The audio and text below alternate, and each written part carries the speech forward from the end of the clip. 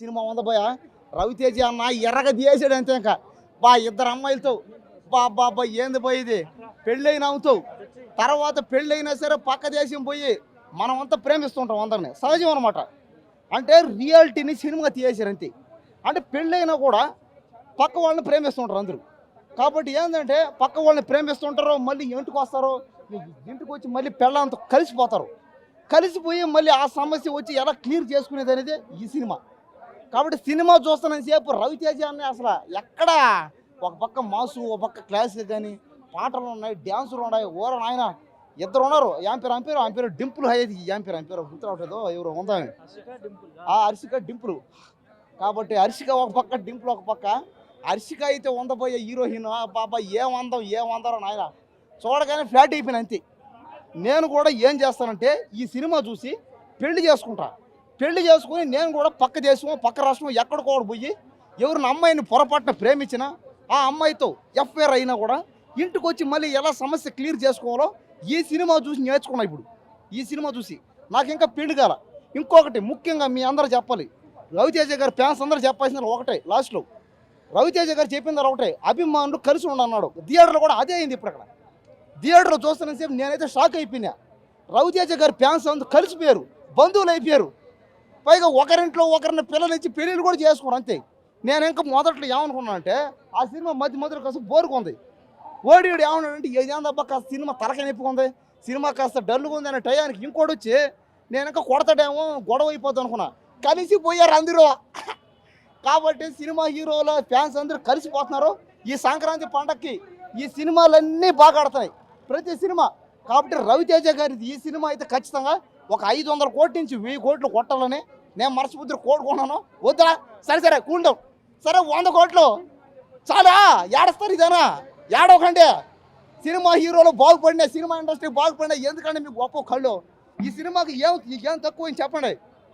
భర్త మహాశయులకు విజ్ఞప్తి అని భార్యాభర్తల మధ్య జరిగే ఒక సంభాషణని, భార్యాభర్తల మధ్య జరిగే ఒక కాపురాన్ని సినిమాగా తీస్తే మీకు ఇది నచ్చట్లేదా?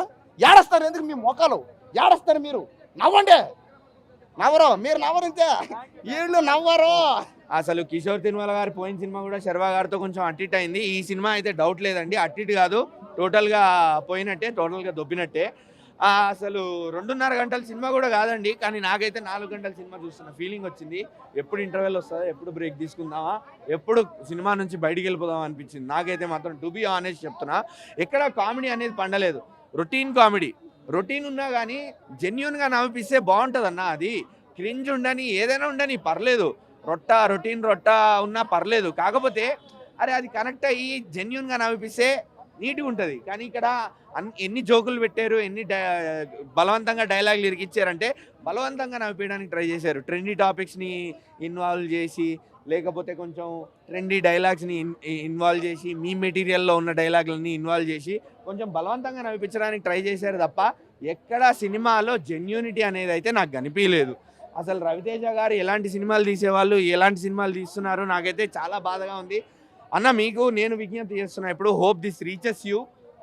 జస్ట్ ప్లీజ్ కొంచెం మమ్మల్ని దృష్టిలో పెట్టుకొని, మీ ఫ్యాన్స్ని దృష్టిలో పెట్టుకొని, మీరు ఎలాంటి మంచి సినిమాలు తీసేవాళ్ళు, ఎలాంటి సినిమాలు తీసేవాళ్ళు ఒక్కసారి ఆలోచించండి. ఒక్కసారి ఫ్లాష్ బ్యాక్లోకి వెళ్ళండి. మొన్న వాల్తేరు వీరయ్య 2 ఏళ్ల క్రితం వాల్తేరు వీరయ్యలో మీరు లీడ్ రోల్ చేయకపోయినా మిమ్మల్ని చూసి బాస్ పక్కన ఎంతో హ్యాపీ ఫీల్ అయ్యాము. మీ వల్ల సినిమా ముందుకెళ్ళింది, మీ క్యారెక్టర్ ఆర్క్ అంత బాగుండింది. సో ఇక్కడ మీరు కొంచెం క్యారెక్టరైజేషన్కి ఇంపార్టెన్స్ ఇచ్చే సినిమాలు, లేకపోతే సినిమాలో కొంచెం దమ్మున్న కంటెంట్ ఉన్న సినిమాలు చేయండి ప్లీజ్. వీళ్ళు రొటీన్ కామెడీలు వద్దు.